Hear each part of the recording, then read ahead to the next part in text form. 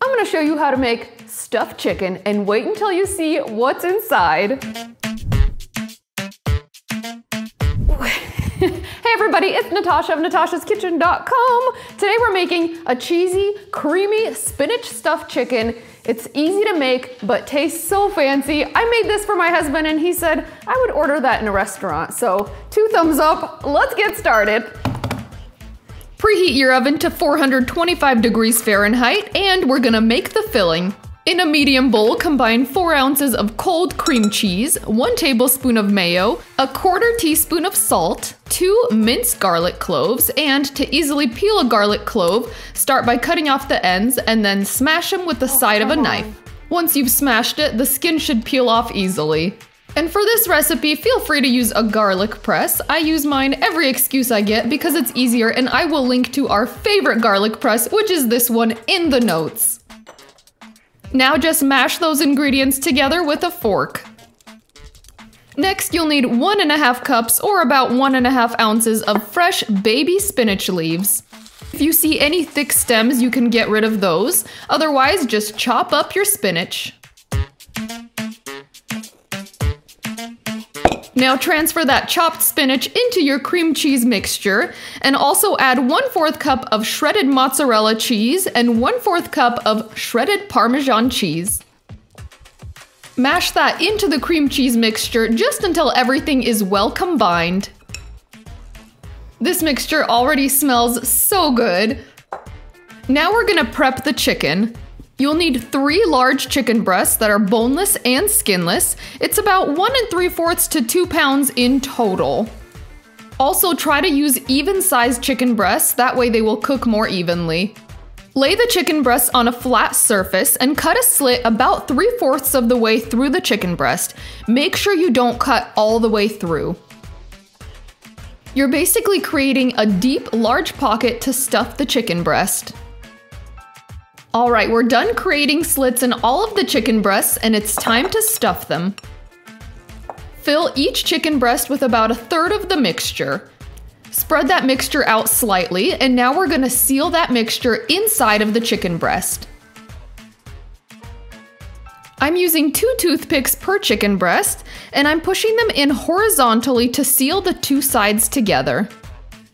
Sealing the chicken breast together like this ensures that most of your filling won't leak out during the cooking process. If you're using very large chicken breasts, you might use 3 toothpicks to seal it. The most important thing is to remember how many you put in there so you don't forget to take out the toothpicks when serving them. Finish stuffing and sealing the other 2 chicken breasts. When sealing, it does help to place the chicken breast cut side up so that it's facing you, and this way it's easier to see where the toothpick is going. Once all of your chicken breasts are stuffed and sealed, it's time to season them. Season to taste all over the outside of your chicken. We're using 3/4 teaspoon of salt, 1/2 teaspoon of black pepper, 1/2 teaspoon of garlic powder, and 1/2 teaspoon of paprika. Make sure to season both sides generously. Now it's time to turn on the stove. Because we're gonna put these into the oven later, you'll need an oven-safe skillet. We're using a cast iron pan, but any heavy bottom skillet will work.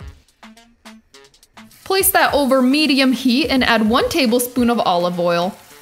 Once the oil is hot, add the stuffed chicken breasts and saute for 4 minutes per side over medium heat or until each side is golden brown.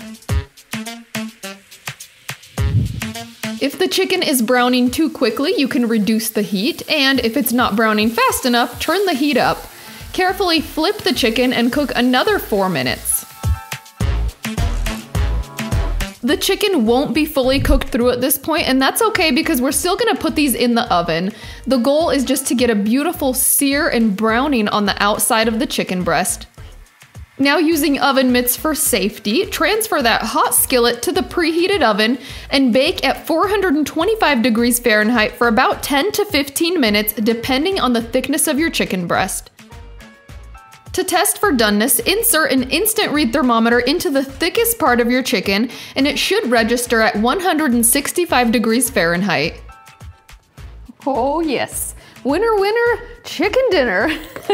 And I am so hungry for this. It smells amazing. You do want to let the chicken rest for about 5 minutes once it comes out of the oven. It's always a good idea to rest your meat a little bit before slicing into it. That way it doesn't juice out and it has a chance to soak up all those yummy flavors.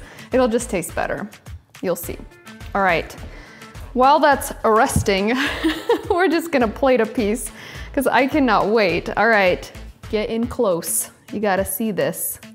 I love that there's that little bit of cheese pull from the center. Oh, I just got even hungrier. All right, here we go. And the first thing you need to do when you make this chicken, okay, listen, this is super important. Take out the toothpicks because it would be very, very unfortunate if someone were to eat a toothpick. It's not a nice surprise. So first things first, take out the toothpicks and remember how many you put in each piece of chicken. They come out easy. Okay. All right. Now I'm gonna cut into this because I want you guys to see what's inside. Your mouth is gonna start watering right away. You're gonna get super hungry. You'll see. Okay, here we go. Oh, so juicy inside. And baking it to the end is just so smart because the chicken gets perfectly cooked through without getting dry. Oh yeah, oh yeah. Take a look at this. Take a look at that saucy, cheesy goodness. That's what I'm talking about. All right, are you hungry yet? Are you? I bet you are. Okay, we're gonna get right into this taste test.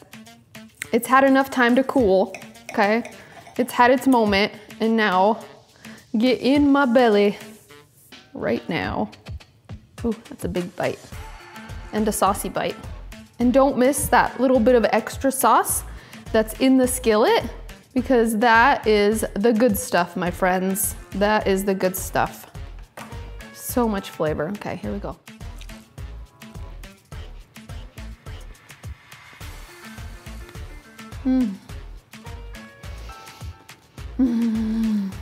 My head is just swimming with enjoyment right now.